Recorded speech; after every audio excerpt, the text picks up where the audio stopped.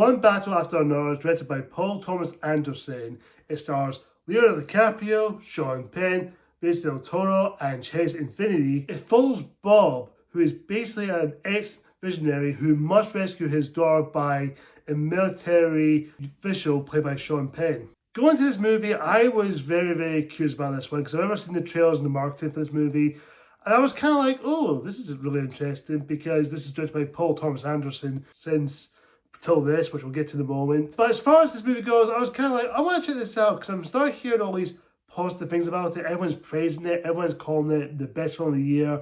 10 out of 10. It's a masterpiece. It should win an Oscar for Best Picture. I was kind of like, I wouldn't go far from there, but I was kind of like, okay, let's see what all the praise is about, because I'm hearing a lot of positive things about it. So I went in, kind of went expecting it to be a really good film, and I was ready to jump into this, like, yeah, it's a good film, but it's overhyped and overpraised. To my surprise, I'm going to say it right now, guys, the critics are not wrong. The audience are not wrong. None of you guys who've seen this or reviewed it, you guys are not wrong. This movie is a masterpiece. This is a damn good fucking movie. This is one of the best films I think I've seen this year. It is one of the best. I'll just go straight off the bat. The filmmaking here from Paul Thomas Anderson, wow. I was blown away how good it is. It looks amazing. From the camera work, I think it's made from the 50s or 60s or 70s.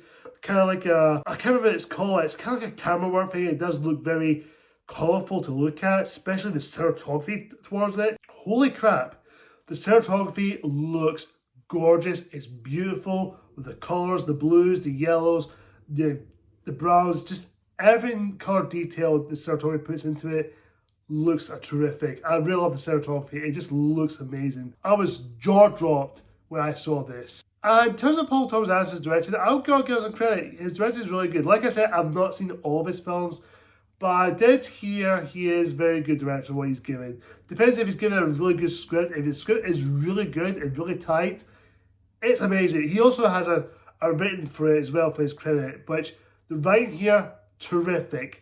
It's amazing. The script is very tight.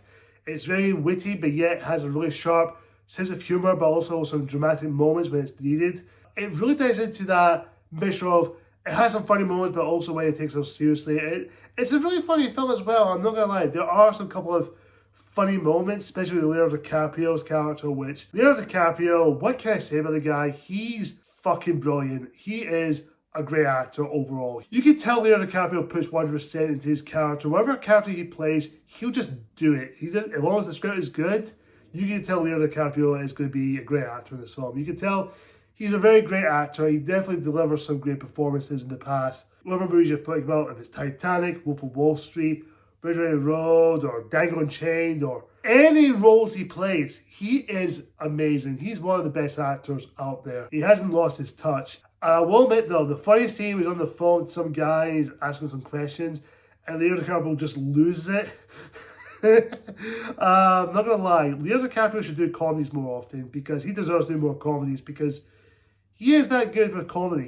He makes me laugh consistently throughout. And of course we have Sean Penn, who is basically the main antagonist of the film, the villain of the movie. Sean Penn is great. I know what people say about him as a person, but as an actor, he's got this mannerisms about him, the way he talks and the way he shows his teeth like this. It's just fucking hell. Sean Penn just loves it. He just dolls into the script. And there are some cringy moments with him, especially he has a thing for, well, I'm trying to watch what I'm saying, with black girls he's into. Yeah, the moment this black girl who's Bob, who has a relationship with, who gives birth to his daughter, basically he puts a gun on it and basically you get a wide shot with his legs lined up and you see his, well, let's just say he's grown a third leg. Let's just say that for sure. For leg. Oh my god, that was, yeah, quite embarrassing to think about it. And of course we have, I think it's an upcoming actress, I don't know if she is an upcoming actress, but Chase Infiniti as Willa, who is basically the daughter of Bob. She's really good. I would say she does a great job. She has given great performances. She is really good in the film. I can't really say much because I think most of the actors throughout are great. The chemistry between the father and daughter relationship between Bob and Willa are amazing. You tell they have a good sense of relationship, and then there's a couple of arguments in the drama which they do add into. But when such great kicks in, that's when Leonardo DiCaprio's character Bob must go out there to find his daughter who's been missing and willing to find her, and he goes out his way to confront his past, which I kind of like that idea. And of course, Benicio del Toro is in the movie. Yes, that guy, the actor, Benicio del Toro, as the sensei who is Willa's karate teacher. He's not in the movie that much, but you do see him. He's good. I do think he's really talented. He's a really funny guy. He definitely give a great performance, and he definitely has some good moments. For majority of the film, the acting performances are as well acted, and I can't fault the actors. All the actors put 100% into the script.